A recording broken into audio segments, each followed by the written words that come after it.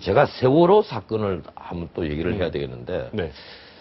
제가 며칠 전에 쾌도남아에서 그 국회는 하원이고, 네. 세월호 유가족은 상원이냐, 이런 네. 얘기를 한 적이 있습니다. 지금 세월호 유가족들이 그 특별위원회, 자기들 위원회에, 네. 기소권과 수사권을 달라. 네.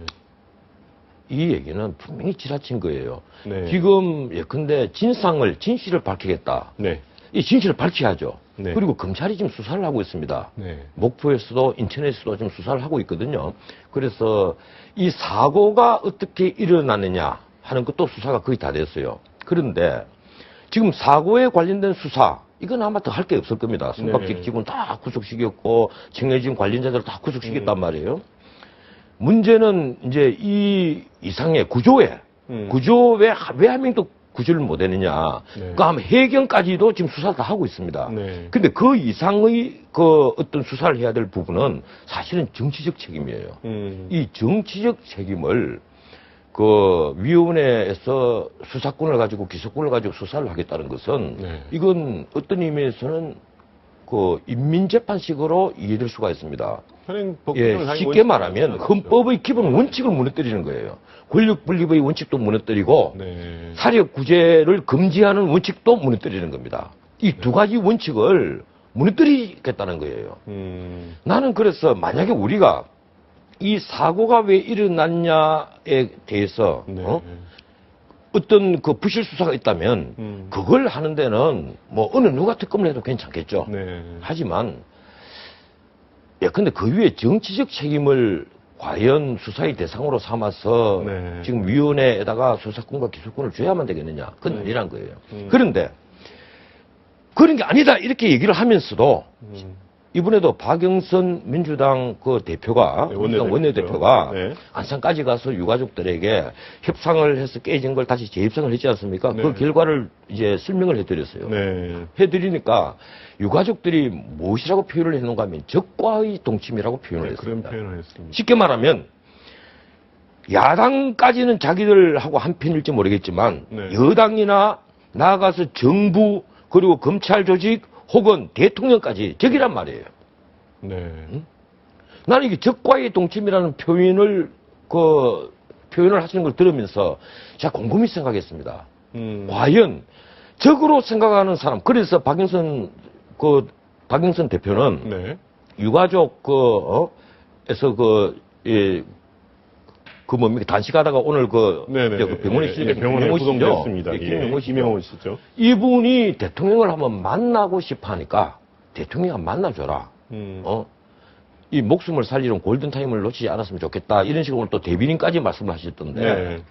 적과의 동심이라고 얘기를 하면서 그런 요구를 하는 것이 과연 타당한 것이냐. 네. 근데 대통령이 국가원수로서 이 세월호 사건의 피해자 가족들을 위로를 하고 네. 또 그리고 이 최선을 다하지 못한 데 대해서 사죄를 드리고 하는 것은 그 당연한 거예요. 네. 당연한 거지만은 지금 유가족들이 대통령을 만나려 하는 것은 그런 것이 아니고 대통령에게 따질 것을 따지고 답변을 듣겠다는 것이거든요. 네. 적이란 말이에요. 네.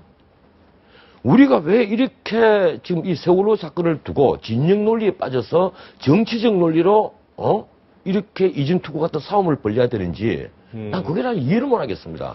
세월호 사건은 네. 온 국민이 분노하고 슬퍼한 사건입니다. 그렇죠. 그걸 부인할 사람 아무도 없어요. 네. 이 유가족의 슬픔을 이해하지 못할 국민이 아무도 없습니다. 그런데 네.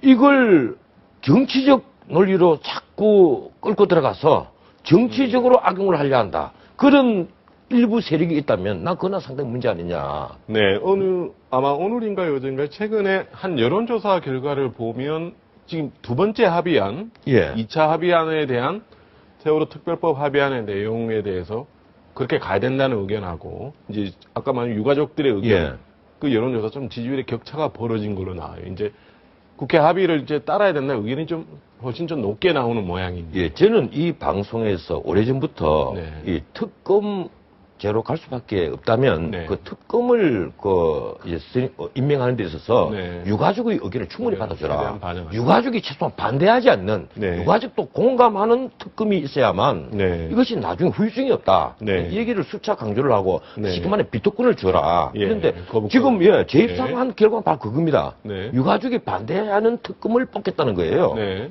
그럼 그 특검에게 맡겨놓고 네. 만약에 그 특검이 정부 혹은 뭐 대통령과 유착관계에 있어가지고 이게 또 은폐를 하려 하고 문제를 네. 일으켰다면 그때 가서 촛불 시위를 하든 단식을 하든 해야지. 네. 지금 이 사건 때문에 모든 민생 법안이 전부 다 스톱을 하고 있다는 겁니다. 네. 물론 이제 오늘 아침 뉴스를 보니까 세월호 유가족들도 민생 법안과 이 세월호 특별법 좀 분리를 분리하자는 해달라. 의견도 있습니다. 그리고 야당도 이제 분리를 하겠다. 그 뜻을 받아 네. 분리를 하겠다. 이러니까 그 하나는 정말 고마운 말씀인데 네. 이 참 유가족들이 슬픔을 제가 모르는 바는 전혀 아닙니다. 네. 제발 지금 이제 조금 인내를 하시고 이 특검을 한번 믿어보시고 네. 그 특검에게 이 세월호가 왜 일어나는지 근본적인 원인부터 좀 밝혀달라. 네. 그리고 구조에 있어서 왜 이렇게 구조가 안 돼서 한 명도 못 살리냈느냐. 응? 여기에 대해서 법률적인 책임을 져야 될 사람이 어느 선까지인지 네. 그걸 좀 명확히 밝혀달라. 네. 예, 이렇게 해서 그 결과를 보고 네. 우리가 다시 논의를 해야지 이렇게 무조건 그 수사권과 기소권을 달라고 끝까지 이렇게 자기들 생각만 주장을 한다면 네. 결국은 세월호 사건이 예. 전 국민들이 다 지금 지켜보고 있습니다. 예. 전 국민들이 나중에 결국은 참 이게 너무하는 것 아니냐 이런 예. 식으로 여론이 흘러갈 위험성이 있어요. 그래서 네. 내가 유가족들에게 정말 내가 당부드리는데 네. 이제는 한번 지켜보자. 나도 똑같은 심정입니다. 예. 나도 이 근본적인 원인을 찾아서 이걸 밟은 세월에서 고쳐야 된다. 그래서 네. 내가 이 방송에서 수차례 한국선급, 해운조합, 그리고 해경, 네. 해수부 이 커넥션부터 밝혀야 된다. 네. 이 얘기를 내가 수차례 했어요. 예. 평소에 얼마나 제대로 안 돼가 있으면 난 한 명도 못 구해내느냐. 그렇죠. 그걸 예. 짚어야죠. 그래서 예. 그 법률적인 만약에 형법적인 책임을 져야 될 사람이 있다면 그건 어느 고위직이라도 다 책임을 지어야죠. 그 역할을 특검이 아마 할 겁니다. 네. 예, 할 테니까 좀 지켜봐야지 이걸 가지고 계속해서 수사권과 기소권을 끝까지 달라고만 계속 주장을 하신다면 네. 이 다 같이 안타깝게 생각하는 국민들이 네. 예, 또 그 유가족들과 등을 돌릴 가능성이 있다. 네, 이 말씀을 드리고 싶습니다. 알겠습니다. 지금 예. 야당에서는 2차 합의안까지 지금 유족들한테 거부를 당하니까 대통령이 좀 직접 나서서 답할 때다라는 식으로 지금 정리를 하고 있습니다. 예, 박영선 대표가 참 답답하게 됐어요. 본인이 답답하겠죠. 문재인 의원이 지금 동조단식을 했고 네네. 쉽게 말하면 친노 강경 세력이 그 박영선 대표의 발목을 잡는 것 아니냐 이렇게 네. 언론 보도가 계속 나오고 있는데 그렇죠. 만약에 정말 그렇다면 네. 나 이게 그 새정치민주연합 네. 이게 나 좀 대우각성해야 되지 않겠느냐. 네. 응? 우리가 정치가 이게 그 국가에서 굉장히 중요한 하나의 영역입니다. 그렇죠. 이 정치를 맡고 있는 분이 다른 어떤 다른 논리로 네. 그 다른 어떤 특별한 세력에 계속 휘둘린다면 네. 그거는 앞으로는 정치가 안 돼요. 그건 민주주의로 근본적으로 훼손하는 겁니다. 네. 내가 무조건 피해자인 유가족들에게 무조건 승복해라 이 얘기가 아닙니다.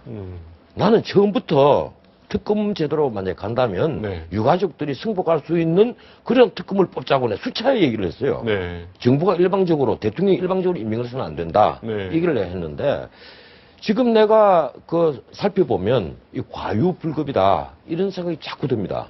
예.